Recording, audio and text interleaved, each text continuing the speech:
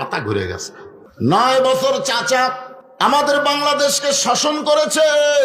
সবাই আমরা বলি স্বৈরাচার। চাচার সময় আমরা 3টা জিনিস পাইছি। 1 নম্বর হলো রবিবার সরকারি ছুটি ছিল।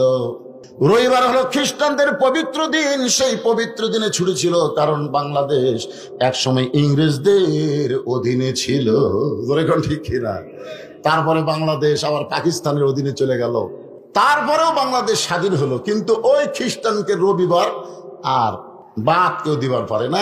এরশাদ চাচাই সর্বপ্রথম বলল, মুসলমানদের জন্য খ্রিস্টানদের রবিবার ছুটি হবে না। মুসলমানের ভালো দিন, বড় দিন হলো জুমার দিন। জোরে কোন কথা ঠিক কিনা?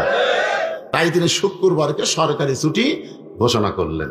আমেরিকা বলল, এরশাদ সাহেব, আমাদের রবিবারকে বাদ দিয়ে যদি মুসলমানের শুক্রবার দিন ছুটি ঘোষণা করেন, আমাদের সাহায্য আমরা বন্ধ করে দেব। এরশাদ হাত তুলে বললেন, তোমাদের সব সাহায্য বন্ধ হলেও আমার আল্লাহর সাহায্য চালু থাকবে।